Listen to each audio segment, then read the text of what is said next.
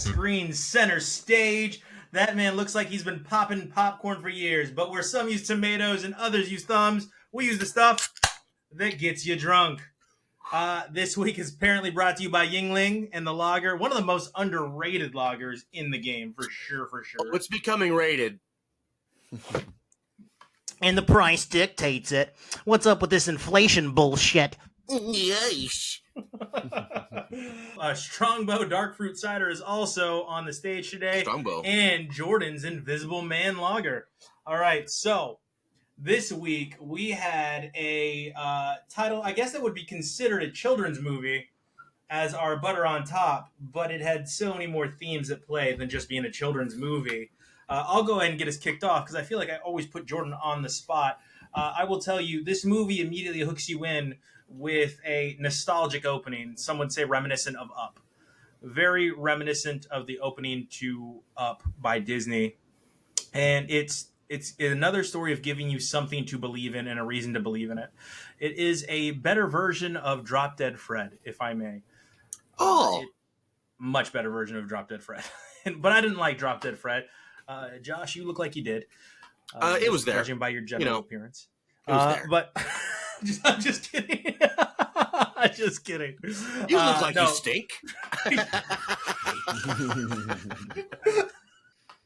Just look like a weirdo was what I was getting at. My little sister actually loved Drop Dead Fred. I don't know if Jordan remembers. Ariel used to watch Drop Dead Fred literally on repeat, which made me hate it, I think. Does that ever happen to you guys? Idea what that is. Oh, yeah, dude. Yeah, Okay. I used to really like Peter Pan. I had nostalgic feelings towards Peter Pan, the Disney flick. And my little brother, 11 years younger, he was in that one stage where you just watch the same thing over and over, and he watched Peter Pan. And I realized how awful and racist and just like a lot of this happening. Like you have that horrific face. Like, I can't believe this is allowed. Like they tried to drown Wendy. Like they tried to drown her. They did try to drown her. The mermaids, yeah. I think Tink tries to kill her repeatedly. Yeah. But outside of that happens with a few movies. I'm going to tell you this movie is going to pull at your heartstrings in every way it can. So if you're not somebody that can handle that, this may not be the film for you. I think that Judith, I can't remember the actress's name, so if someone can pull that for me while I do my review. Judith from The Walking Dead does an amazing job in the lead role, and she continues what she did on The Walking Dead, which is being a great young actress alongside John Krasinski and Steve Carell playing Blue and Ryan Reynolds, who is a clown, apparently.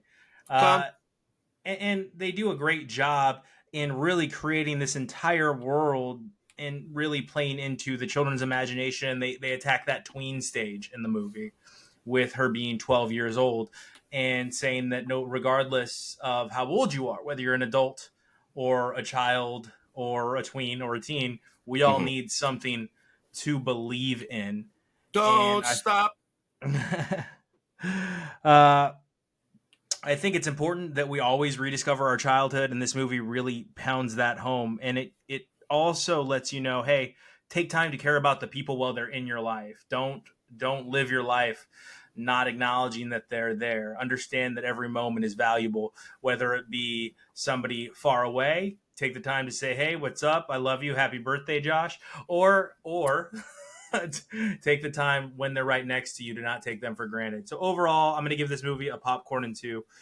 Jordan, what did you think? Yeah. Oh, the actress's name is Kaylee Fleming, by the way. Kaylee Fleming crushed it. Kaylee Right. Fleming crushed She it. killed That's what it. I was going to say. You know who else killed it in their very limited role was the little boy in the hospital. So adorable. So adorable. Yeah. Cutest kid in the world. This is adorable little kid and really just this whole movie is freaking adorable. It's got a lot of, it's got some sadness. You're going to cry. It's got the only thing is it's just a little predictable. No, like I kind of knew. Go ahead. Am I right in thinking this is a live action film with CG elements, or is this all CG? It's live action. It's 50-50. 50-50. Right. It's more Like like 60-40. Roger Rabbit style. We're talking Roger Rabbit style. CG characters interacting with real life people. Right? Well, yes, that is correct. Okay. It was just kind of predictable. I knew where it was headed from very early on in the movie, just because one line really gave it away, which I'm not gonna reveal. But yeah, this whole movie's visually amazing. I really liked the animation style. It's something about it felt like something I hadn't really seen. It felt kind of innovative. I don't know what exactly it was, but it did feel fresh. The voice acting is excellent. That's really a lot of the fun part of this movie as well. Bro fresh.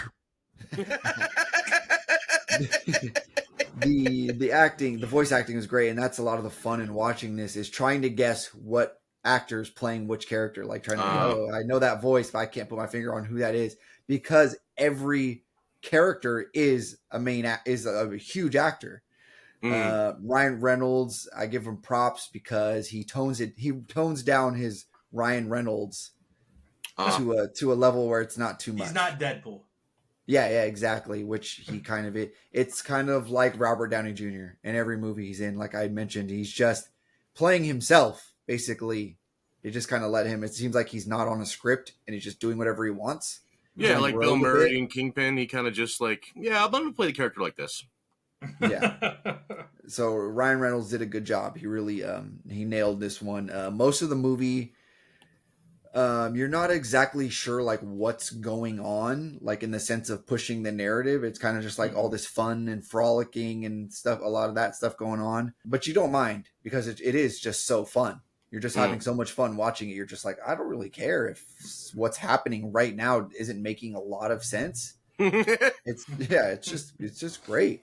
But also the story, I just felt like wasn't very kid digestible. It wasn't like, it was kind of confusing. Like even for off and on. It had some moments where it was very, very child friendly, and some moments where I'm like, okay, these are some adult. They're playing with an audience. They're playing with a real spectrum here as far as age concerns. Yeah, definitely. But the movie overall was short and sweet, and I give this a popcorn and 2 as well. Pop 2. You know, there is this move from our drunk classic that will get you 2 kicks in the ass, and that is called the brain. And we are talking about Waiting. The brain. Starring Ryan Reynolds, who was also in our Butter on Top, of course. So Jordan managed to do it again. Jordan has a tendency to do this. So Jordan, it was your drunk classic. What was it like rewatching Waiting? Oh man, it's just like every time I rewatch Waiting, it's just the laugh. It's you laugh like you've seen it for the first time, like you're watching it for the first time every time. Just about the cast is stacked. They're very young. The kid from Freaks and Geeks, if you've ever watched that show, with his face, that face that he makes throughout the movie is so funny. And that's what he was funny for in that TV series as well. That guy, though, I connect with him because that was totally like 16, 17, 18-year-old me at work when you're first especially working in a pizza place, like a restaurant or any, you don't know, you're not used to that environment. I mean, besides the ball showing and all that didn't take place. And that's sure. I'm sure. Take place Yeah, in whatever. The real world. His name is John Francis Daly. John Francis Daly. But yeah, that was totally young me at work, just like, what the hell's going on here? Every single character is perfect. They shine. Like everyone has their moment and they hit their mark perfectly. There's just a lot of stuff in this movie that doesn't age well. There's a lot, A lot, yeah. It's definitely a product of the 2010s, though, for sure. Yeah. Everything I remember about the 2010s is in this movie. Yeah, definitely time capsule status. Yeah. Ryan Reynolds trying to bang the underage hostess, and hey, she turns 18 in a week. Jordan, stop, dude. But that girl, oof, I was in love with her. Really, she was in Stick It too. Remember Stick It, the movie with the gymnasts and Kurt Russell? I remember it coming out, but I have never seen that movie. I think she was in something similar recently, too. I love that movie. Oof. No. What was she in recently? Oh, you guys are frozen. I don't know. I swear I saw her because I'm like, hey, who is that? So I looked her up and I was like, oh, that's the girl from Waiting. She was on like a Amazon Prime show or something. You know what I mean? Yes. We can look her up, but She was Yeah, on it is Turner and weird. Hooch. Turner and If you watch Hooch. that. Yeah, the new one with Josh Oh. Peck.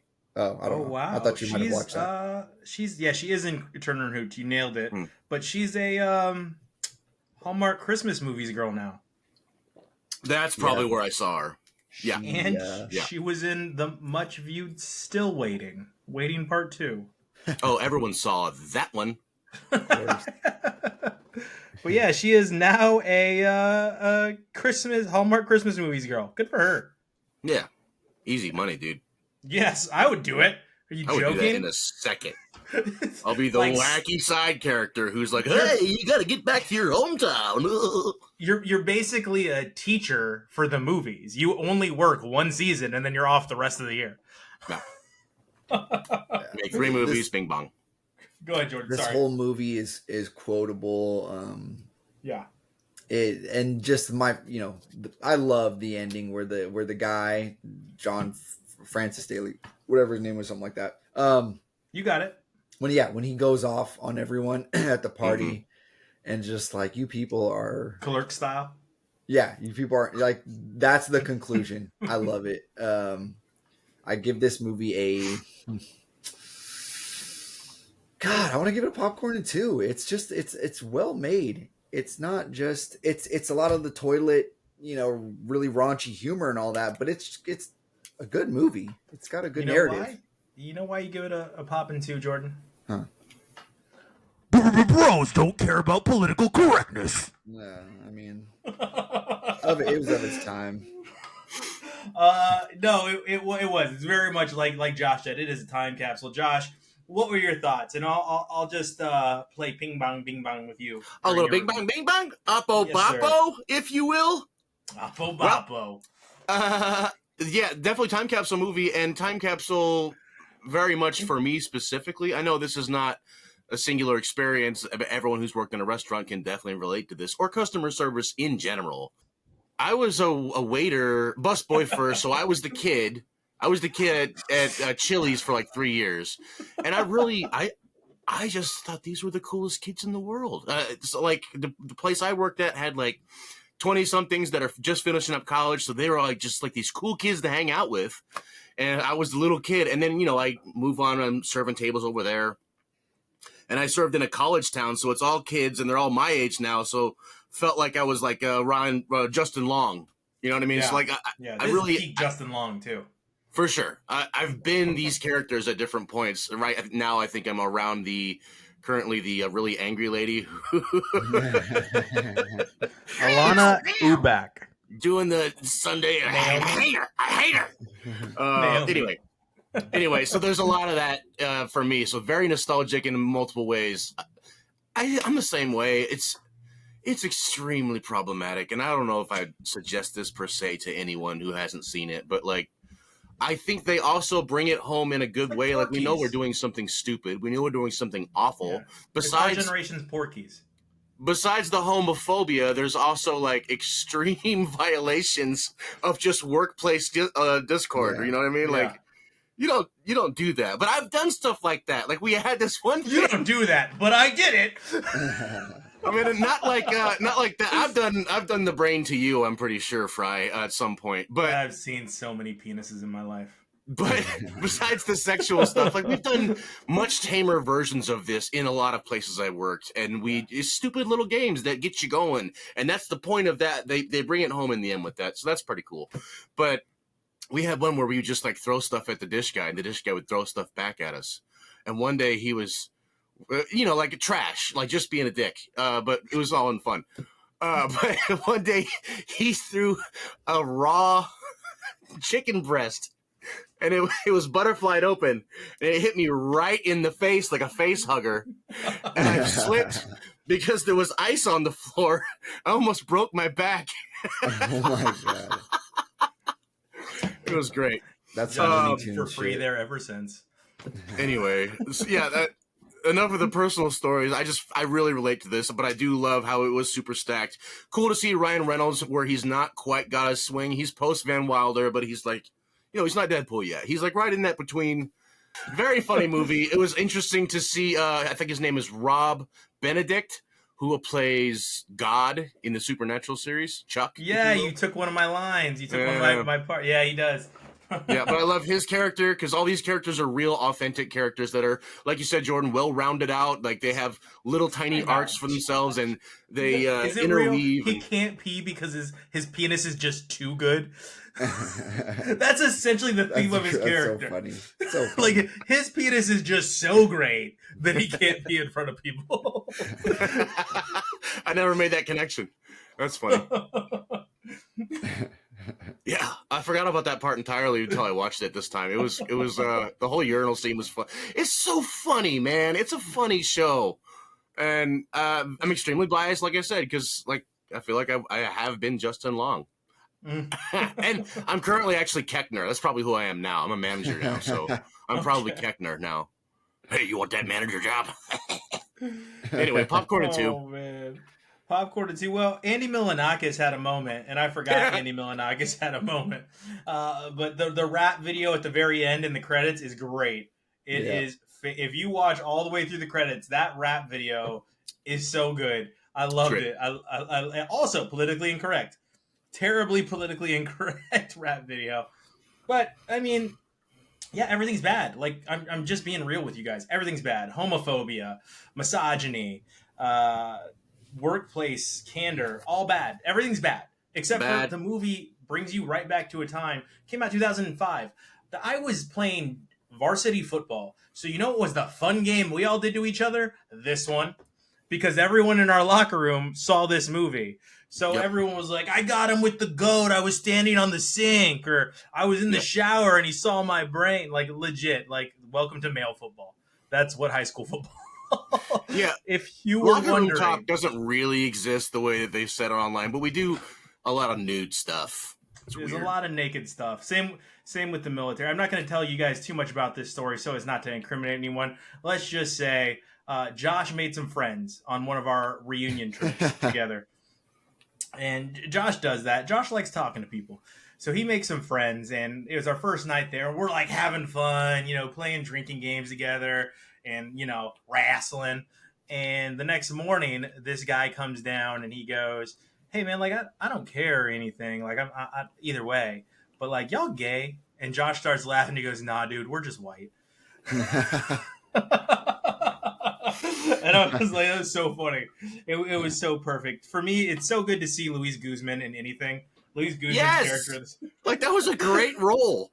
Yeah. Come on. I took you to my uncle's funeral. Yeah, but you kept trying to get me to jerk you off. Like, that theme is funny throughout the movie, but it's inappropriate. The whole movie's inappropriate. It's definitely a pop one for me, but it's definitely a time capsule. It definitely takes you back to a time, and it makes you happy. Let's stop for a second. I'm just going to say this. Challengers is a bad movie. It's a bad movie. And we have to come back to this because right now I'm seeing it get a lot of hype and like, oh, it's going to win awards. For what? For the acting was awful. You could say whatever you want about it because you feel like you have to. In this moment in time, you feel like you have to like this movie. But you have to also be honest with yourself and understand that was not good acting. That's Zendaya's worst performance. Worst. It was her absolute worst performance. It was forced on all three main characters' side. The dialogue was terrible. Felt like it was written by AI. Nobody talks like that. People don't talk like that. All right? And if they have, I feel bad for the world of conversation.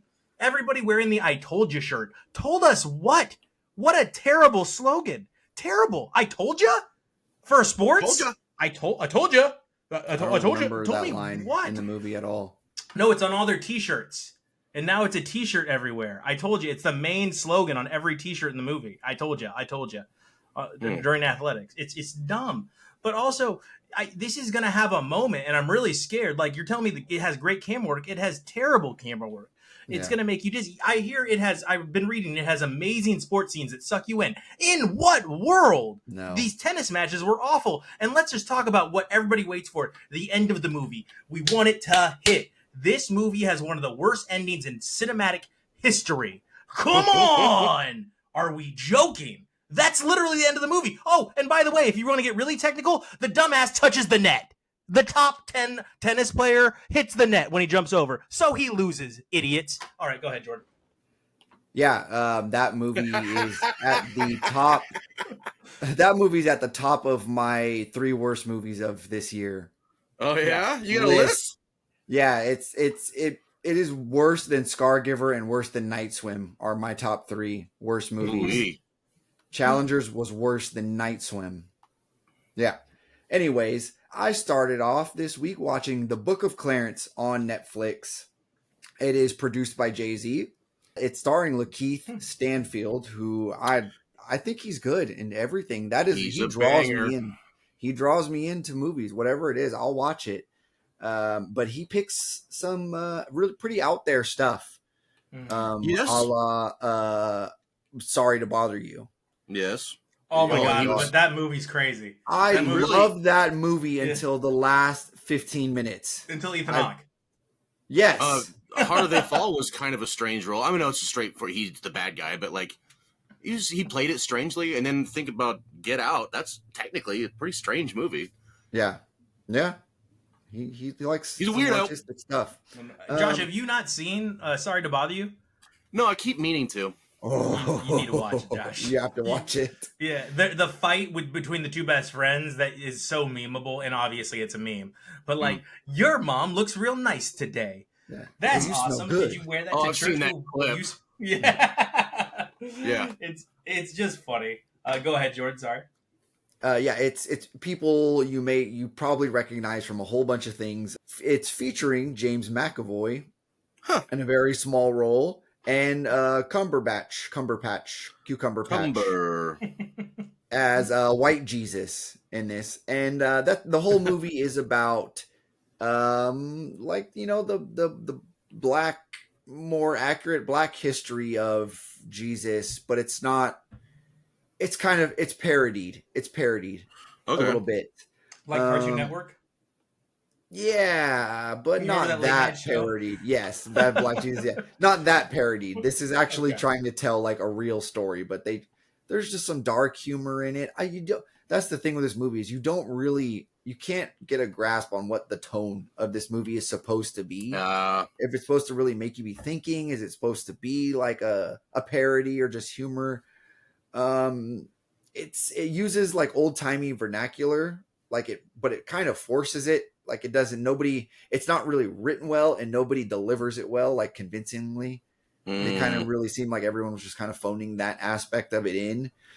There's a really good scene though that I did like where they show how they recreated the Last Supper, like how that actual pose and that scene came about in real life and how it ended up getting painted. That was one of my favorite parts of this whole movie. But overall, it's kind of wandering, and I just didn't get it. The message is just really unclear. It's very, very slow movie. I give this a popcorn. Popcorn. Yeah. Okay. All right. Just one popcorn for the Jay-Z produced Book of Clarence. What's next, sir? Yeah. I got some stand-up comedy in, as I like to do every week. It was probably a palate cleanser from watching the Book of Clarence because it's kind of a bummer in the end. Anyways, off of that, Nikki Glazer, Someday You'll Die is on HBO Max. And as we said in pre-production, she's riding a wave right now. Coming off of that roast. She's on fire. This was very much worth a watch. My only criticism is she spends a little bit too much time on like a few topics. Like her whole stand-up show is based on just like 3 topics that she really kind of over milks the premises that she's on a bit. They just go on a little bit too long, but give her props for having no gimmicks. She's just doing some straight up, good, well-crafted stand-up. She incorporates some physical comedy, which I'm not sure if she's really done. That's not really been her thing. Not her style, no. She does quite a bit of physical comedy in here. She does some, more thoughtful, a little bit more smart stuff in this special, but she also gives you the hits, the raunchy humor. Yeah, she's great. But I give this a popcorn in one. It's not her best special, but it's worth a watch. It was good. Next, I watched Unlocked, a jail experiment on Netflix. Oh. And this is these jail shows are entertaining. You can pop in for an episode, pop out a week, come back a week later, watch another. It's just always easy to pick up, and you're gonna be entertained watching it. It's basically, oh yeah, I hate that guy. That's why he's in jail. hey. Oh yeah, don't. And if you find a character charming on watching any of these jail shows ever, just don't Google them, because you're like, oh my god, this guy's a scumbag. This guy did some heinous stuff, but you're like, he's kind of charming. I don't know. But this jail in, I don't know where, some flyover state or something probably. They basically try this program for where they try to open up the doors. There's no lockdown, and they take out all the guards, and they pretty much give the prisoners free reign to do, they have to create a community, a society. They have to figure out who cleans up. They have to figure out how to pass out the food. They have to conflict resolve, all that stuff. Mm-hmm. And it's respectable. It had its benefits, but at the same time, the cameras get things that the guards watching cameras don't see. So to the guards, they're like, oh, wow, this program is working out really great. Oh, this is good. They're doing so well. But in reality, the cameras are showing what they're doing in the places they can't be seen. So they're really just doing a whole bunch of bad stuff. And you're just like, the viewer's like, okay, so this program actually is not working. They're just getting away with shit like easier. But no, it does have some better rehabilitative qualities than just rehabilitative. Yeah, I had to really slow that one down. You did good, man. You did good. Rehabilitated.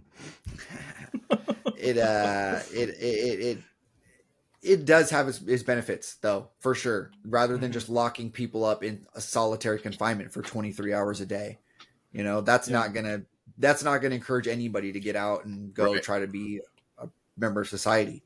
It's just super entertaining. I give this a popcorn and 2 for a jail show in that genre, in that specific context.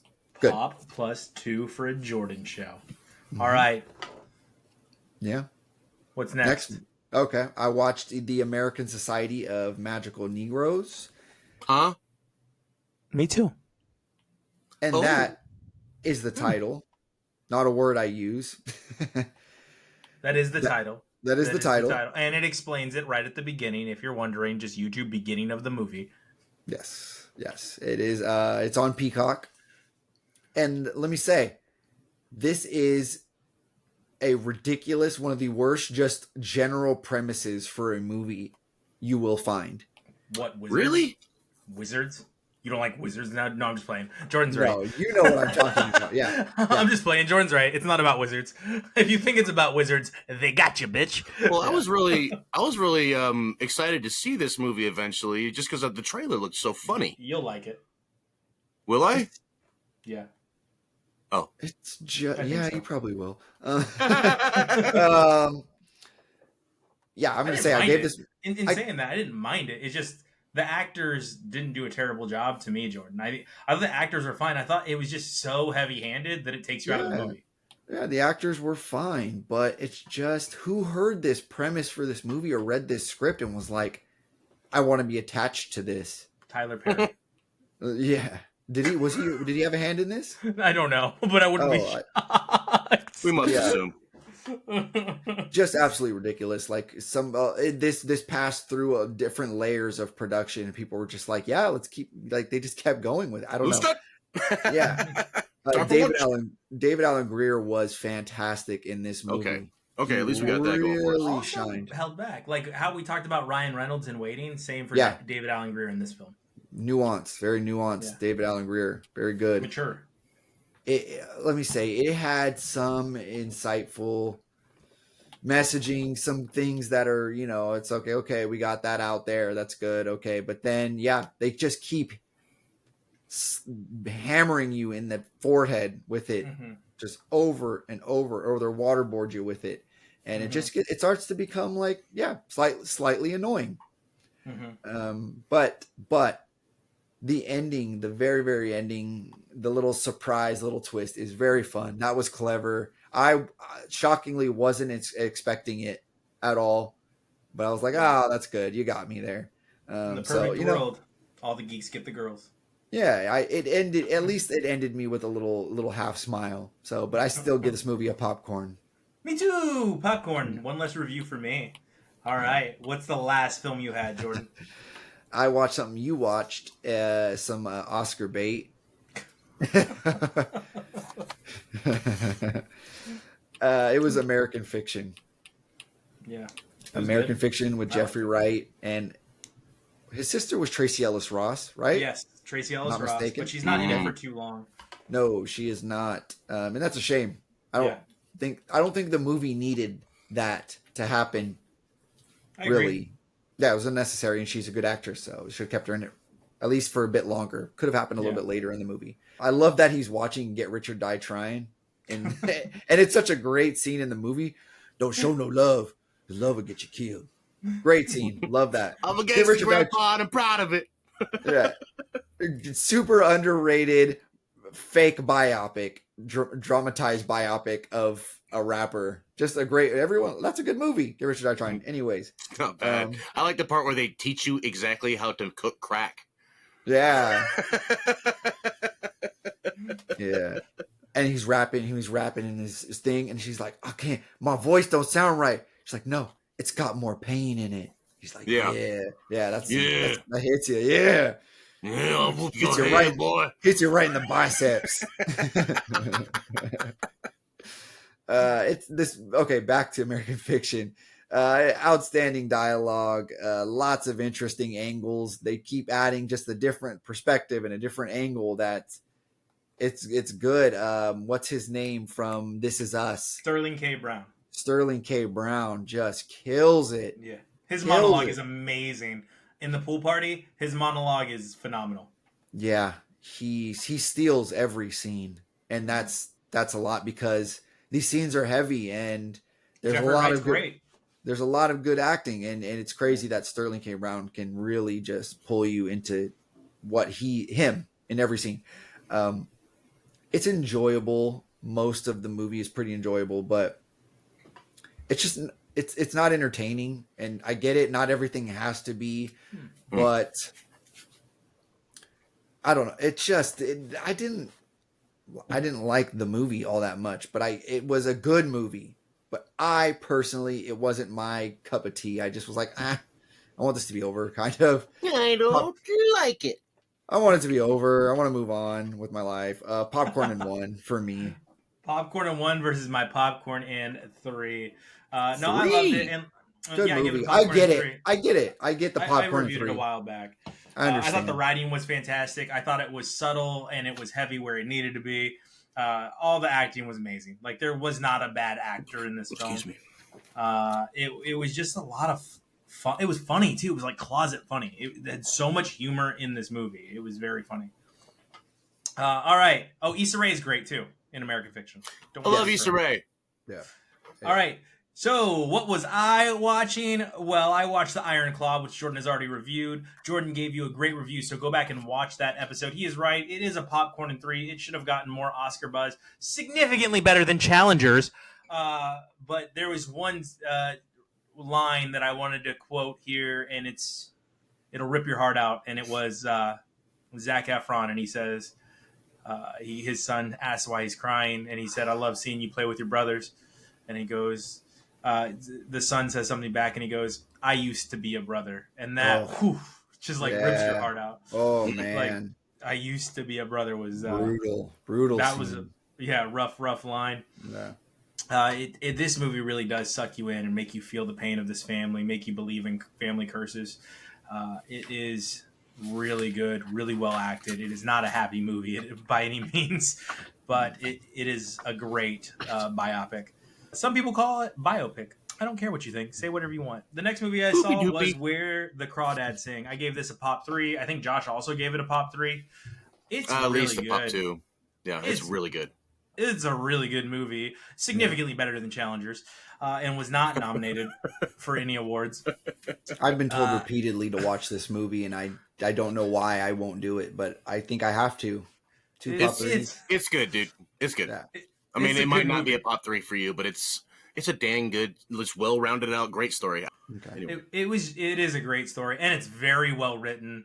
It's like To Kill a Mockingbird esque, Yeah, but there you go. just a story of an outsider that no one really knows, so they must be evil because we don't really know you. And the actress, she does a beautiful job. Again, dang it, I'm so mad at myself. I don't know her name, and she was fantastic throughout the movie. She does a great job, and I think the two male suitors also did a great job in their roles. I will say this: the twist ending, great. The twist ending, phenomenal twist ending. So pop 3. Next movie I watched was The Italian Job. The only reason this movie didn't get more hype was because you don't like Marky Mark as much as you like George Clooney. I mean, and granted, that's fine.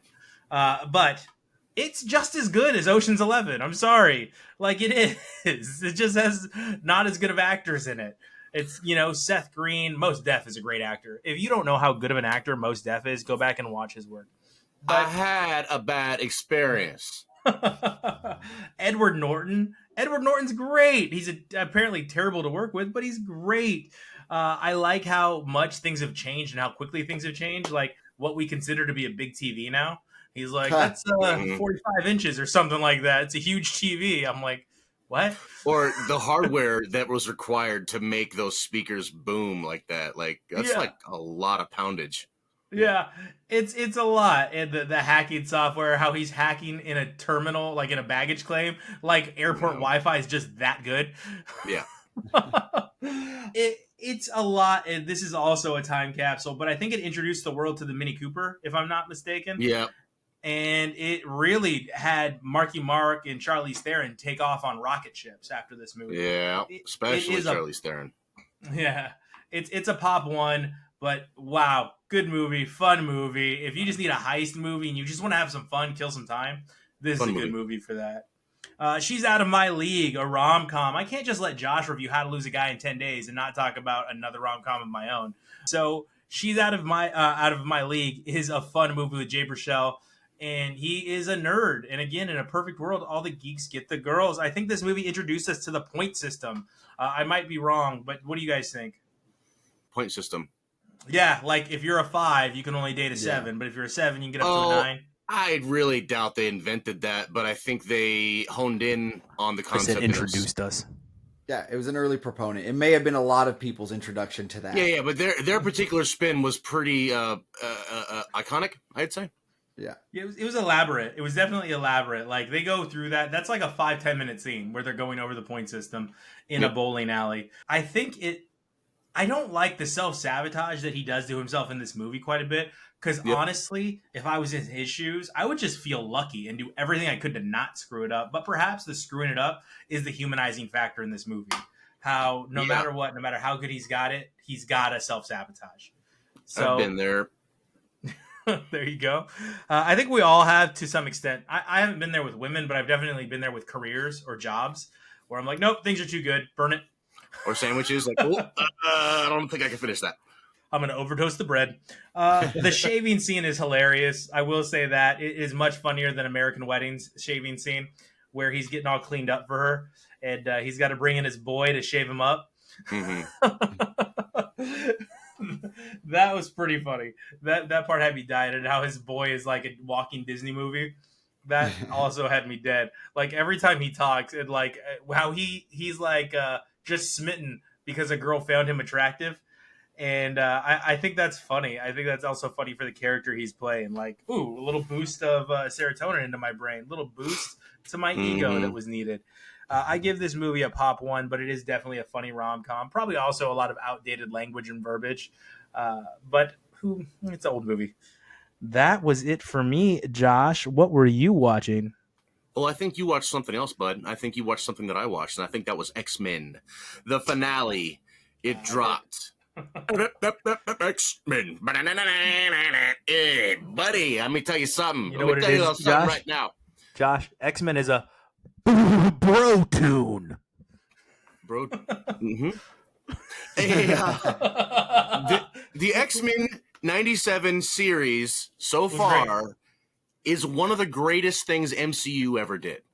And it is perhaps, I'm going to say it's in the top 5 cartoon show things for superheroes or whatever. I don't know. We're making it's the top 97th percentile with the use of yellow. What? Ask something. It What might be the best.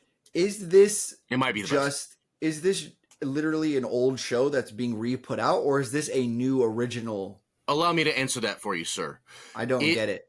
It is basically a sequel to the old cartoon. So it's taking place the next day, but it's a brand new show using themes from the comics that have carried on after what was already in that show is not being talked. I mean, it's not, that's done. We're doing new plot elements, new animation, new everything, but it's the same squad, same universe as the old show. So if you haven't seen that, drops off. No, you don't need to have seen that. Okay, I was suggest 3 years old in '97. I suggest everyone go back and watch it if you feel like it. But it is an old and kind of corny show, but it has great elements to it, and this just plays off of that. I mean, I still love the old show. Movement. Well, that's what part of what the X-Men is all about. I know, but the cartoon is leans into it. Oh yeah. The cartoon they do strong civil rights stuff. They do strong human rights stuff, and that's what Mutants is all about. I just love this show. They hit all the notes. You don't have to watch the show previously, Jordan. Just watch it on the Disney. Yeah, it's 10 episodes. Good. Every episode has 5 hours. Something. Yeah. Okay. Every episode has a really cool use of mutant powers. They get really creative. Yeah. They make sure to shine on everybody. There's always something slightly kinky. I don't know if anyone knows this, but the artist who was drawing at that time definitely had some fetishes in real life, and he there's always something kinky in every episode. What are you gonna do, girl? Firework me to death? And there's also every episode there's something like sort of like nightmare fuel for you. Like there's at least a few seconds of like, what was that? You know what I mean? So that's pretty cool too. There's definitely adult themes here. Really good storytelling. A lot of the voice actors are back. They're dropping it for season 2 in such a cool way. This is such a good show. Popcorn in 3. Go watch it. There's references all over the place. Like when they're using some of their mutant powers, they reference the video game X-Men versus Street Fighter. Like they use those moves. Man, there's so many references in it. It's so good. The world building is incredible.